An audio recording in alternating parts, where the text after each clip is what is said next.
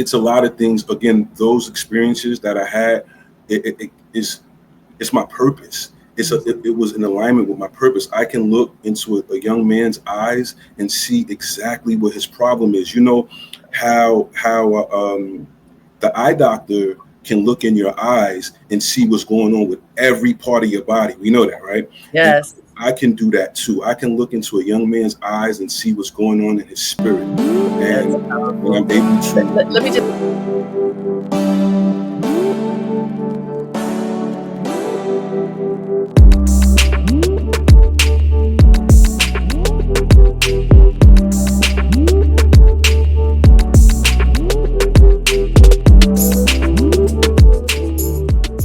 Hello, everyone, and welcome to Dreamleapers. I'm your host, Harriette Cole, and I have a wonderful guest today that I want to introduce to you right now. He is a man with a truly remarkable story. He is a shining example of resilience, transformation, and purpose-driven leadership. He experienced homelessness and incarceration as a teenager, yet he became an author, educator, filmmaker, and founder of a New York City-based nonprofit organization geared toward loving and supporting at-risk youth and underserved families. I'm talking about Maurice L. Williams, and he has dedicated his life to helping others break cycles of trauma and embrace their fullest potential. Through his faith-based nonprofit, A Father's Love, Maurice provides mentorship, literacy support, and emotional wellness programs, turning his own powerful story into a source for healing and hope. Maurice has inspired countless people to believe in second chances, especially with his decision to turn his own life around. While incarcerated, Maurice earned his GED and upon release decided to pursue further education. And guess what? He just received his second master's degree from Columbia University. He is an acclaimed author and a filmmaker, and he is doing immeasurable work in his community. Maurice Williams and his wife, Darlene, are hosting the third annual Black Authors Festival in Sag Harbor, New York, my happy place, on August 2nd, where many Black authors will be honored, including me. So today we're going to talk about all of this and more. Please join me in welcoming Maurice Williams. Thank you, Harriet. That was a wonderful introduction. I appreciate you so much. Thank you. Well, we appreciate you. I was talking to your wife. I've known of your organization since you started. As I say, Sag Harbor's my happy place. I love being there, and so I remember when you had your first Black Authors Festival. You've always brought so many wonderful people together to celebrate, the greatness of words and storytelling. But I didn't know about you. I was talking to your wife when she invited me to be a part of this wonderful event. And I said, well, I want to interview someone from your organization. She said, you have to interview my husband because he has a story. And so as we were looking into your story, I mean, it's really just heartwarming, Maurice, to know that it is absolutely possible to turn your life around. And a lot of people lose hope. If they've gone down a path that maybe isn't the right path, then, oh, well, it's too late. I can't change. And you're living proof that you can change.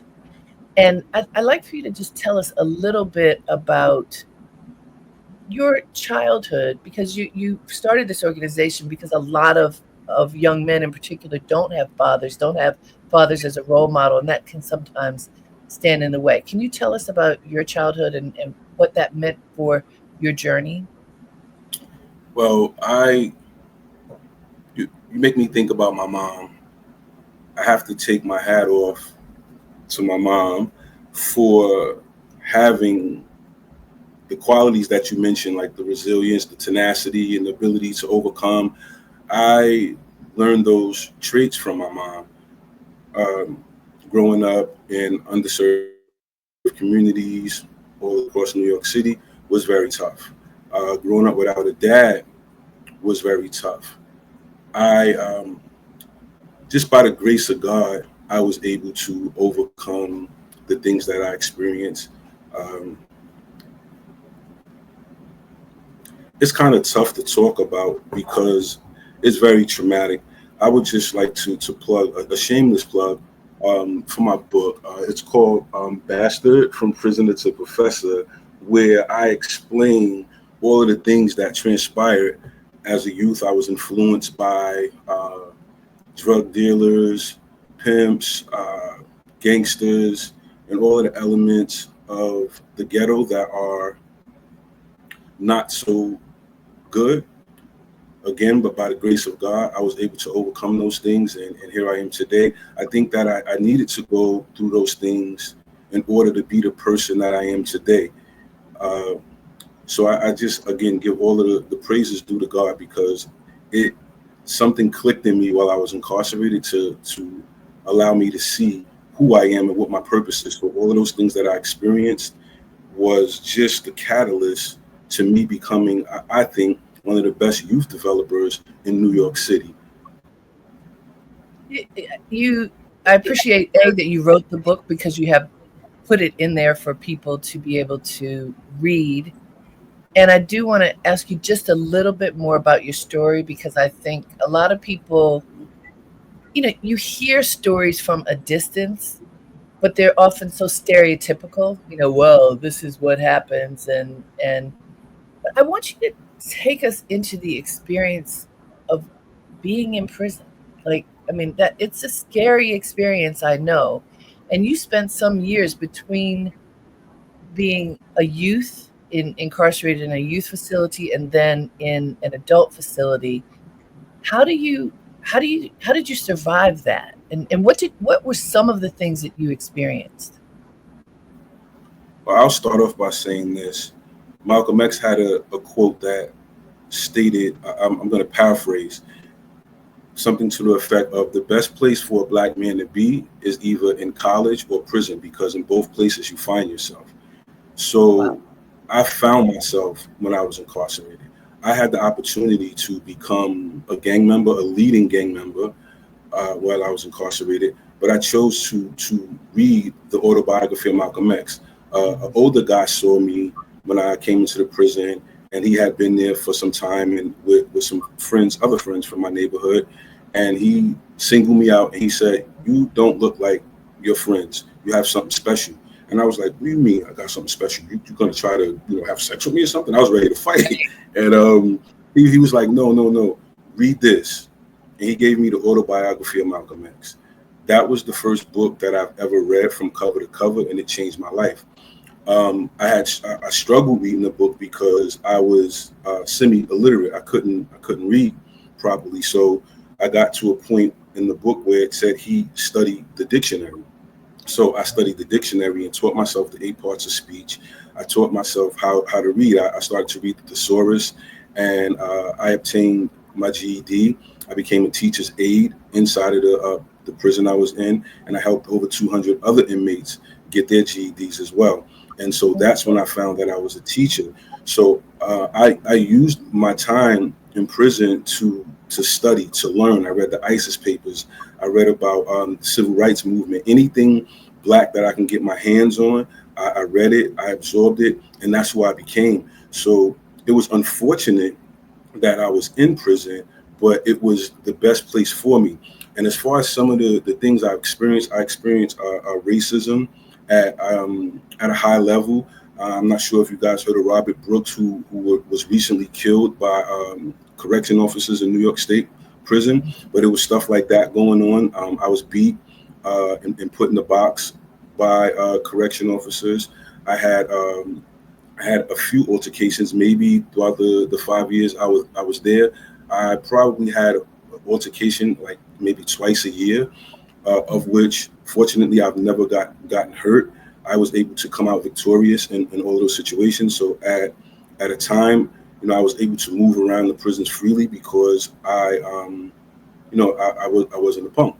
But the experience, um, although traumatic, it made me do some soul searching to find out who I really wanted to be.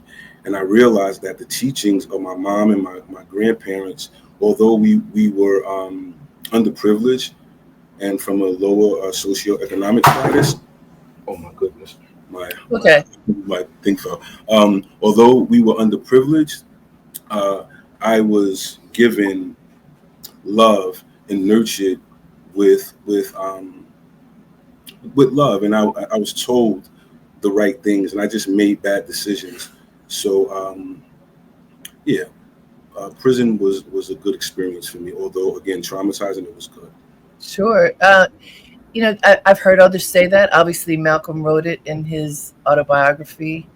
I think because you have to be still for a while. You when there are physical limitations on your being, then you have to go inside. Well, it's good when you go inside. There are other choices, obviously. But you said something that I have found pretty consistent, Maurice, with all of the people that I've interviewed on this platform, because Dreamleapers is about, I bring people on to help inspire those who are tuned in to leap into their own dreams, to know that no matter what is going on, you can make your dreams come true. And what I have heard consistently from every person is that there's always at least one person who is making a difference, one person who sees greatness in you, one person who says, you can do it, one that cheerleader, that person who has vision, perhaps a vision of you that you don't even have of yourself. And in this case, it was a fellow prisoner, someone who was there who said, oh no, you're not like the others. There's another path for you. And you trusted him. What made you, as he saw that there was something different in you, what was it about him that made you say, I believe you?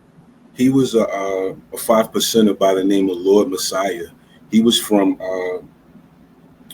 Long Island, Central Islip. Happened to be from where my wife is from. And, I'm not sure if you're aware of the 5% nation of gods and earths. When that was a big thing, like Yes. Rakim and Grand Puba and all of the 5%ers, they had positive messages, and he was respected in the prison for as being an enlightener. And so his reputation was that of an enlightener. He was respected. So when I found out who he was, it was a blessing that he had chose me. So I trusted his wisdom and the way he carried himself and the way he spoke. I wanted to emulate that because I didn't have any positive male influence in my life up until that point. And so he gave me an idea of what I can aspire to become. And for me, I'm the type of person that if you give me something small, I'm gonna make it into something really beautiful, big and beautiful. So I wanted to not only make him proud, but make my family proud. I wanted, all of the stuff that we're speaking about now is in my book. So I urge people to get it. I started to feel instantly guilty for doing the things that I did to get me incarcerated because I knew that my family didn't raise me that way, right? And so I wanted to show my mom that I was learning while I was incarcerated. I changed, my diction. I changed the way I wrote. I changed the way I conducted myself. I wanted the most important thing in life is to prove to my mom, to show my mom that all of the love and energy that she invested in me, it wasn't in vain, right? So up until the point that I was finally sent away, I had been incarcerated several times because I was angry that my dad wasn't around. So I wasn't listening to anyone. And so fast forward to now, we'll go back. I just wanted to say that I have 3 college degrees now, and all of them sit on my mother's wall in her home, because I just want her to know that I'm appreciative that she didn't give up. They wanted to put me away when I was a kid. They said that I was neurodivergent. They wanted to put me on medication and do all of these different things, but my mom never gave up and she believed in me. And so that was one of the main catalysts to my change.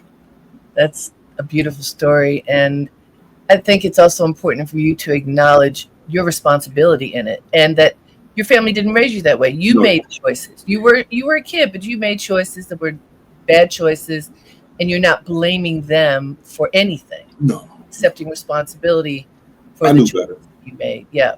I knew better. But I allowed the streets, there was noise, and the noise of of the streets and of the hood, quote unquote, sometimes it is overwhelming for young people. So I learned this in my work as a social worker, that I have to work with the entire family, because the influences in the streets are so powerful that if a kid is in a household that is good, and they're promoting positivity, when he gets out in the street, that all of that goes away. So if the whole family isn't involved with the development and the nurturing and trying to sustain the kid in a positive way, then it doesn't work. So it's a family effort to we have to kind of like surround the kid with love and push with him at the same time, the entire family. And so it's a lot of things. Again, those experiences that I had, it's my purpose. It was in alignment with my purpose. I can look into a young man's eyes and see exactly what his problem is. You know how the eye doctor can look in your eyes and see what's going on with every part of your body. We know that, right? Yes. And I can do that too. I can look into a young man's eyes and see what's going on in his spirit. And I'm able to. Let me just pause for one moment and let folks know this is Dreamleapers with Harriette Cole. We're having a very deep conversation right now with Professor MAURICE WILLIAMS, who is the author of Bastard: From Prisoner to Professor. He is also co-founder with his wife of the Black Authors. What's it called? The Black Authors Festival. Yes. And the third annual festival is coming up this August 2nd.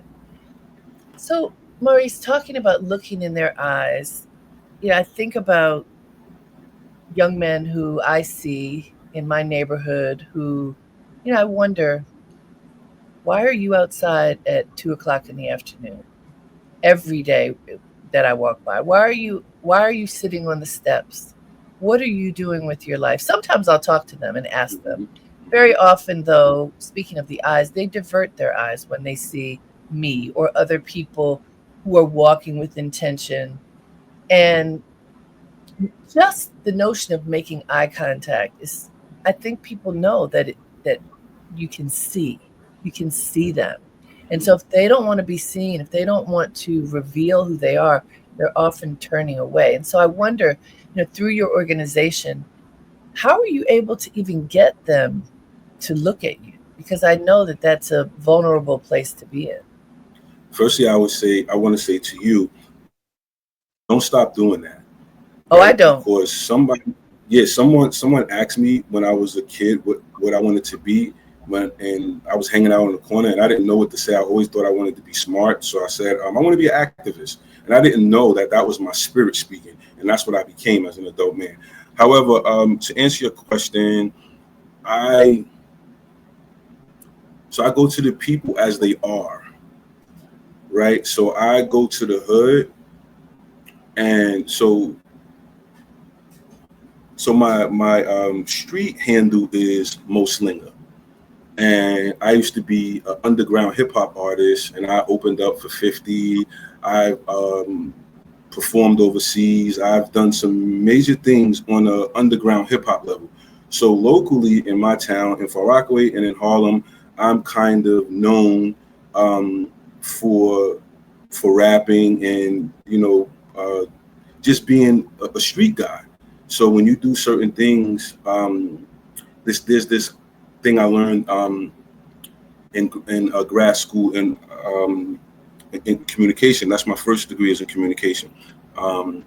It's called frozen perception, right? And so people will remember you for things that you did that were bad, and always remember that. So say if I had a fist fight with somebody and I happened to knock them out, and that happened in, 1992. But if you see me in 2025 and you haven't seen me since 1992, what are you going to remember? That fist fight, right? Yeah. Right. So that street credibility, it lasts, right? So I'm able to go to any hood in New York and people know who I am, and I'm humble, and I'm also a chaplain now, right? So I'm bringing God to the situation, and they know that I used to be quote unquote a street guy, right? And so it's like, all right, let's listen to Mo. We're gonna give him a shot. And so I'm able to use my street credibility as leverage to get next to some of the toughest young men and grown men as well in New York City because of my prior history. So I use that to my advantage. My mom always tells me that your story is your glory, and so it makes me a credible messenger. People can relate to me because they know I know what the streets is like. I know what it's like to be homeless. I know what it's like to be illiterate. I know what it's like to not have a father. I know what it's like to be outside. So and it helps also that I still work in juvenile detention center. So I work in the juvenile detention center right now. So as when we finish this interview, I'm going to a jail from 3 to 11, right? So I gotta get to the jail. So I work inside the juvenile detention centers, and when they get out, I I stay connected with them. So I have a group of young people who advocate for me. So in some instances, I like to do peer mentoring. So I have some young dudes, some young guys who are tough, talk to other younger guys who are tough, and I infuse God in it, and I'm just working. I'm just working, and so God downloads in me what I need to say in each moment. That's beautiful. I think about what you just said. You're going from this conversation back into a prison, especially with young people. So what happens when you don't get through, when they don't hear you, because I'm guessing you don't have 100% success, that there's some who don't get the message. How do you handle that? Because I know spiritually that's got to be painful. It's about harm reduction. So if I can't help you, I'm not walking away until we have some type of an agreement. I'm not giving up on you. So I might not have 100% cooperation in that moment, but we're going to come to some type of understanding where the door is left open for growth to happen. For the more exposed children, I I just try to set up a safety precautions and give them different alternatives. But the reality of the situation is, like me, some kids have to go through what they have to go through in order to come out on the other side of it. So I had some kind of mentorship, not mentorship, but I had some type of guidance that I just didn't follow when I was a young person. So I had to go through what I had to go through in order to get the lesson. So sometimes some of the children have to go through what they have to go through to get the message. And unfortunately, some of them die, or some of them get 25 years to life in prison for crimes and stuff. So the goal is to save everybody, but the reality of it, it's a choice. It's a personal choice that a person has to make to decide, you know what, I want something different. And most of them will want something different if the options are laid before them. So it's my job to lay out different options and different avenues, and just keep on counseling, keep on counseling. And the ones that's the hardest eggs to crack, those are the ones I work more. I go hard with them. I go hard for them because that was me. Nobody was able to tell me anything because they wasn't saying the right thing. The right thing was how to get them to self-actualize. And actually, some of the kids who are the hardest to get through to are the most brilliant. They have the most brilliant minds. If we can get through, it's a beautiful thing. But I have more success stories than not. So I'm like 85% success rate with all of the young people that I deal with. So I'm not looking to fail. Of course not. Of course not. I think about going back to the gentleman who was the 5%er, who, because there are a lot of stories that we hear about being in prison, and you need somebody to have your back. There people, you need support. You really can't go it alone. Definitely. And I love the idea that there was someone with light, with hope. And can you describe what was his entourage?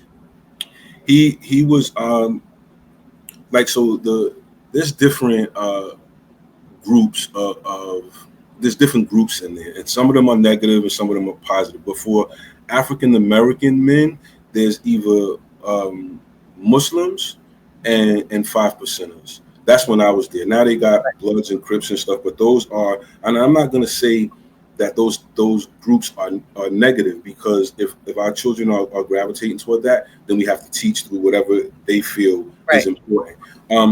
But his Messiah, he was a leader. He was like,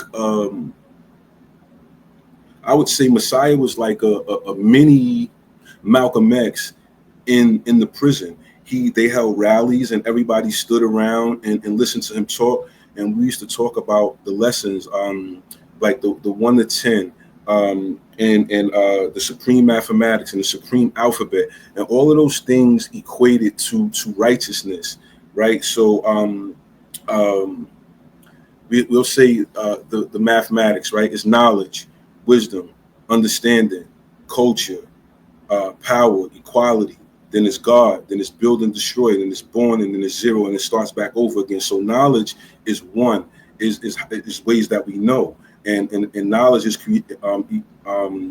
associated with one, the man, and wisdom is associated with two, the woman. Understanding is associated with man and woman, three. So a man, when you have knowledge and wisdom, you have an understanding, right? So when you put a man and woman together, the understanding is the child, right? And so that breeds a culture, and within that culture turns into power, and with that power we deal with equality amongst each other, and now we are a representation of God. With that godly strength, we can build. We have the power to build on stuff, and we have the power to destroy.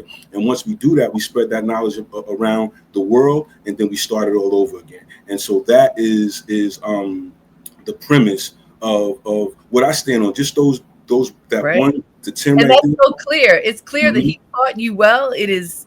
It's part of your DNA now, Yes, it is. It is really, the simplest of things, the simplest lessons repeated can become that blueprint for your life. So thank you for sharing about him. That's really special. Literacy. I hope he sees this, because I haven't seen him since 1992. Now I want to say for the listeners, like, this experience happened in the 90s, right? So this happened in 1992. I was released in 1997, and I never went back. So we're going on 30 years of the story is over 30 years old, but I carry it with me, because I didn't have, like, Messiah was like my father.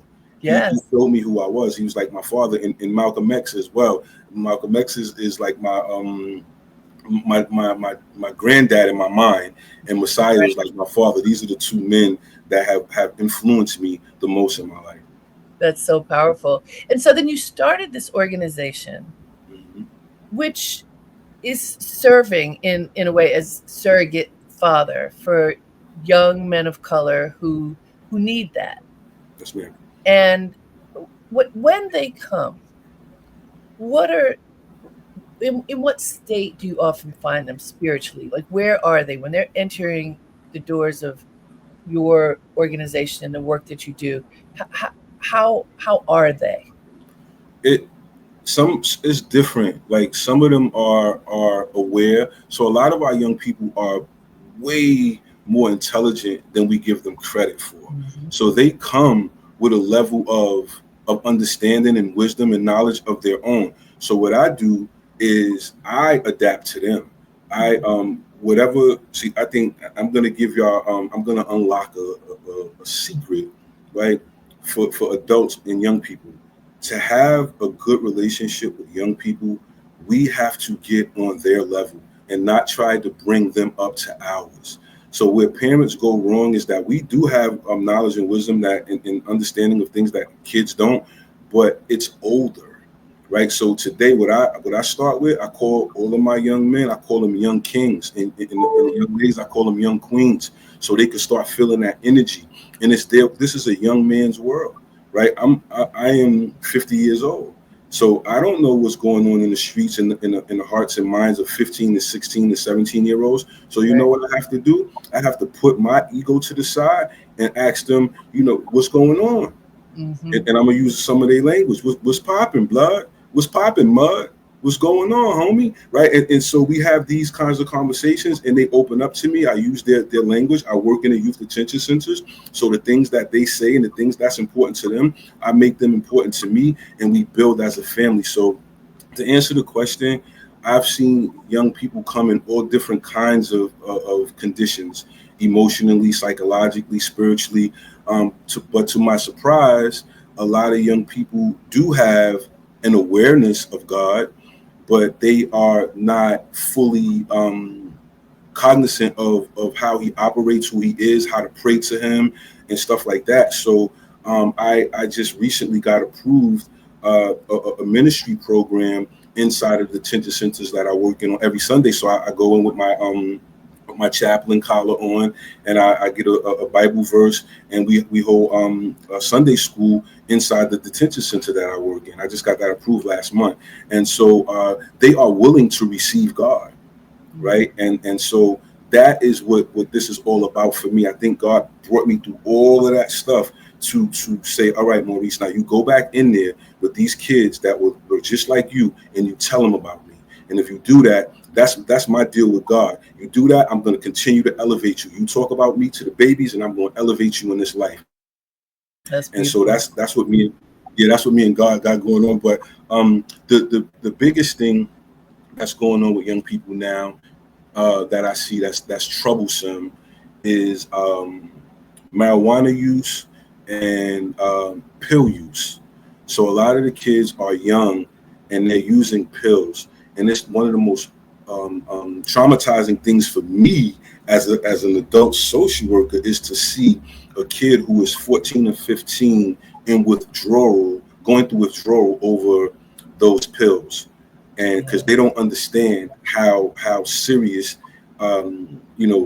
taking those oxys and those Percocets and stuff, they don't know that those things are chemically addictive. So when they are incarcerated with us for 2 or 3 weeks, they start throwing up, and they just start then sweating and all types of stuff, and they don't know what they're going through. So I have to counsel them on that. So I see a lot of different things. It's something. Hey guys, this is Dreamleapers with Harriette Cole. We are talking with Maurice L. Williams, the author of Bastard, From Prisoner to Professor. He's telling us about all that he has seen and done and the work that he's doing to uplift and empower young men, particularly young men of color, to make sure that they get the chance to fulfill their dreams, which is a really powerful message, Maurice. And this thing about drugs, we've had, it's not new, but it doesn't make it any less tragic. And, chemicals in the body is just not a good thing. And you're right, people don't know it's the great escape. How can I get out of my head? How can I get out of whatever the conditions are that we're living in now? And people are struggling. Oh, most people are struggling in one way or another. And how you cope is so important. And a lot of people do turn to drugs in order to cope. And as you have seen, as so many of us have seen, that is not the right solution. But when it becomes addictive, then it's very difficult for people to stop. What do you think, as you're watching these young people who are going through withdrawal and grappling with it, what has worked in terms of letting them understand there's another way? What I like to do is talk to them real, and it's this thing called in social work is called a life course perspective, and I have them examine the life course of their parents, and we discuss the behaviors and the lifestyle that their parents have, and if that can be a factor in influencing what they are doing at the present moment. So I would ask them if their mom or dad uses drugs, and do they think that they do it because their mom does it, or their dad does it, or is it a thing that is going on in the community and all of their friends is doing it, so they're doing it because of that reason. And depending on what they say, I'll go from there. But most of the time, it's either one of those two things. If their parents might have been on drugs, and they probably will. In a lot of instances, young people are born with positive Right. toxicologies, so it's already in their system. They are prone to drug use at birth. And for those who weren't born with a positive toxicology, the community, the influence in the community is so strong that they just get involved in it because all of their friends are doing it. So Right. Peer it's pressure it's is it's a real peer pressure is yeah, rough. yeah, I mean, for, definitely, for, definitely. for everyone, whatever the circumstances, it really can uh, it can be helpful and it can be incredibly unhelpful. But thank goodness you're doing this work to help people see that there is another way. Maurice, Definitely. I want to talk a bit about the upcoming festival No because problem. I want to make sure people understand what it is, and I'll give some context. Uh, I talk about Sag Harbor all the time because I call it my happy place. I love being there. I've been going there for many, many years. And within the village of Sag Harbor, there is a Black community and a thriving Black community that's been there, well, this iteration since the 1950s. And many are authors, many are part of the creative world as well as many other worlds. But this notion of uh, storytelling in the Black community and how we harvest our stories and who we are and who we have become and who we can be, I think is so incredibly important. And yeah, I think it helps people like the youth in your program, just like it helped you. And when you first read Malcolm X, uh, being able to learn our stories and read our stories is so important. What was the reason that you and your wife founded the Black Authors Festival? To spread awareness about the Black voice and the Black experience, and also to prevent the banning of books, especially Black books.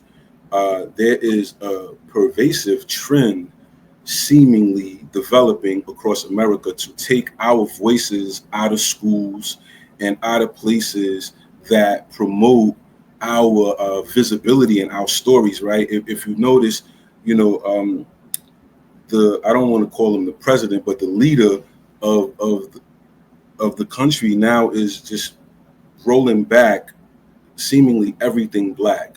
And I had some issues at Columbia in regards to the pro, like them taking 400 million away Right. from the school and things like that, right? So our biggest goal is to keep our stories alive and honor the people like you.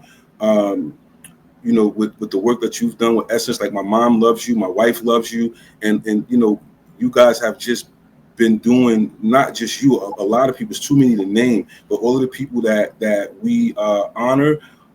Most of you guys are chosen because of the work that you have done in the community and keeping us alive, like Essence and Ebony, like those magazines. Like when I was a kid, it was like, all right, we are somebody. We have the ability to see Black people who are superheroes to me, Yes. right? And we need to continue that in every space, not just in the hoods, but we need to do it from the hood to the Hamptons, from everywhere to Martha's Vineyard, all of that. Like the Martha's Vineyard book festival is inspired by us. I don't know if we will ever get that credit, but it was inspired by us, right? Especially my wife, because this is her thing. Like I we are co-conspirators in everything, but this is her brainchild. She says, babe, this is what I want to do, and it's my job to make it happen. If it's a mountain standing in her way, I'm gonna move it. And so we do this just to keep our voices alive and to honor those who came before us. Like I said, my wife loves you. You know what I mean? She was excited. She was like jumping up and down. We got Harry. We got Harry. And Well, and I'm honored to be included.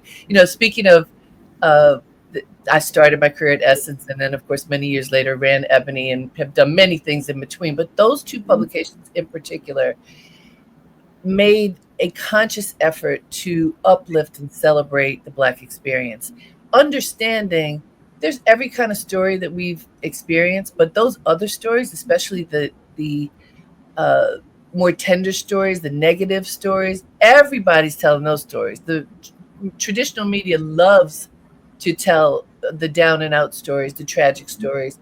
And so our publications, those in particular, chose to celebrate. Who are the people who we should be shining a light on so that others can see? We lead great lives. We do amazing things. We make our dreams come true. We live our best life despite whatever the obstacles may be. And I think that is so important, because storytelling is powerful.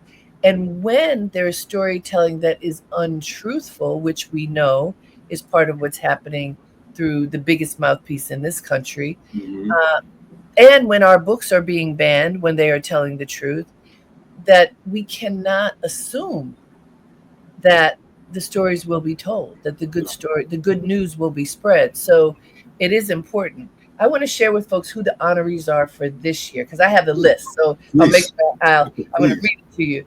They are Don Lemon, Sonny Hostin, Mark Morial, Alton White Fitzgerald, myself, Kendis Gibson, Pamela McBride, Attica J. Torrance, Cheryl Wills, and Amaryllis Green. Really quite an incredible collection of people who touch on culture in lots of different ways.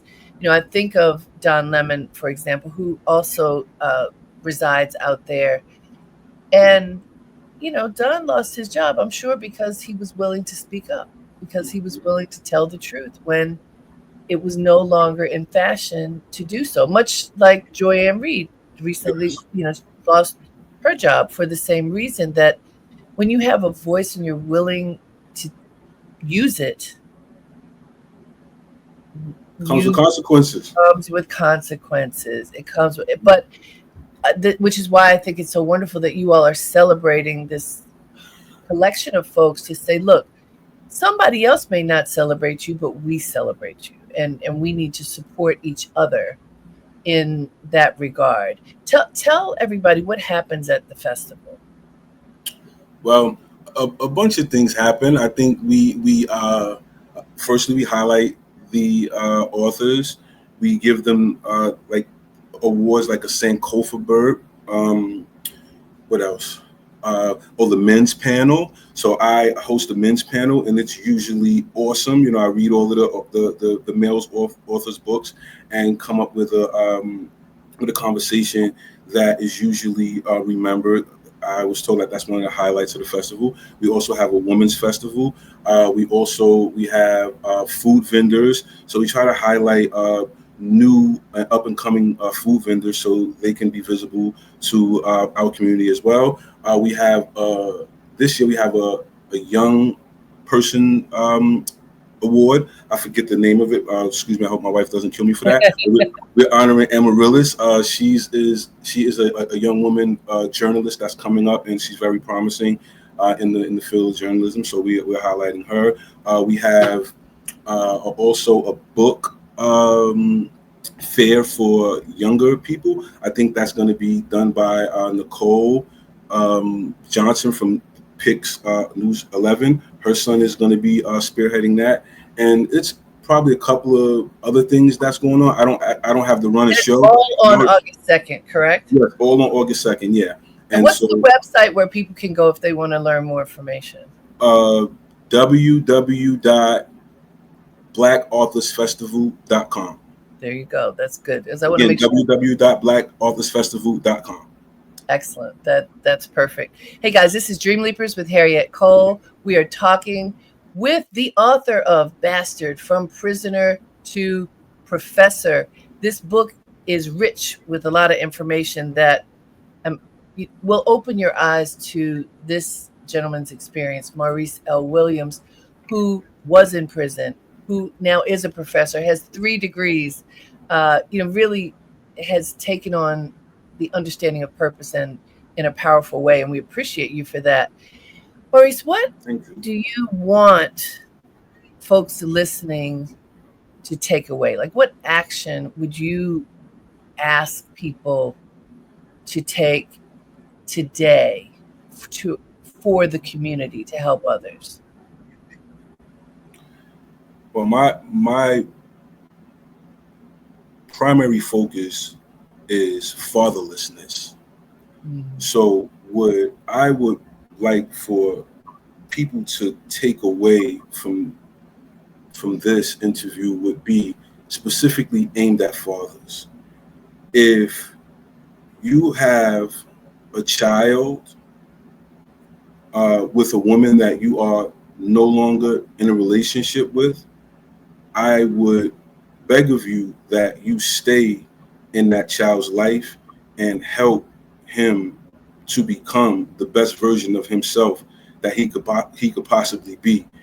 Because if not, you run the risk of having a person contribute negatively to our culture. And this is your responsibility. You created this life, and it is your responsibility, my brother, to make sure this young man crosses the finish line. That's beautiful. That's the biggest thing.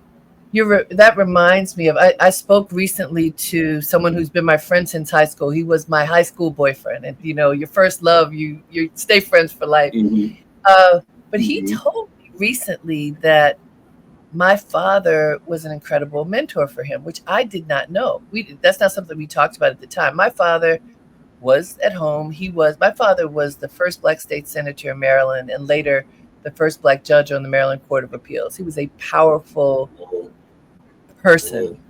And when he would come home with his suit and tie, and he wouldn't take it off, he would still wear it. He was very formal. And you didn't sit on his lap because it would mess up the creases of his pants. He was very, very strict and formal. And my friend Eric said that my father was a mentor for him. And I said, well, what do you mean? He says, well, my father wasn't there. And I got to watch your father show me what it meant to be a man, how to walk, how to talk, how to take care of the family, how to be strong, how to stand in your convictions. And I was like, wow. He was that guy, but I didn't think about what impact he might have had on my friends. And in this case, because my friend Eric's father wasn't around, and my father was, and he was very consistent in his way of being. And as a person who grew up he was born in 1921. So, he grew up at a time when racism was in your face. And he was a tall, dark-skinned Black man. And so, he faced a lot of different things. But it made me recognize kind of what you're saying, that you must walk with dignity. You must take care of your children if you have them, regardless of what's going on in the mother's life. But also, I think, Maurice, for those who don't have children, look out for the young people around you. They're all our children. Yeah, I was going to get to that because I forgot about the young ladies too. So I do most of my work with young men, but young women also need their fathers as well, because without that, we have a lot of young women who are unguided and do things that are undesirable feminine qualities, but they think that those things that they are exhibiting are desirable by men, and men who have a certain kind of standard. Those behaviors, those social media behaviors that we are seeing so fluently on social media, those are undesirable behaviors. But how would they know if their dad didn't tell them That's a thing. And also, yeah, it takes a village to raise a child. So like how you said earlier, that you speak to the young men in the community, that we need that. Don't be afraid to speak to young men that you see acting in a certain kind of way. And if they say, why are you talking to me? All you have to simply say is, because I love you. That's going to shut down the ignorance. If they start, because they're going to talk back, and they're going to give you pushback. Right. But when they give you the pushback, just let them know that you love them. It's going to stop them in their tracks. I've done it several times.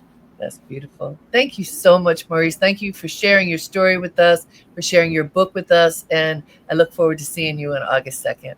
Thank you. Looking forward to seeing you too, Harriette. Thank you. All right.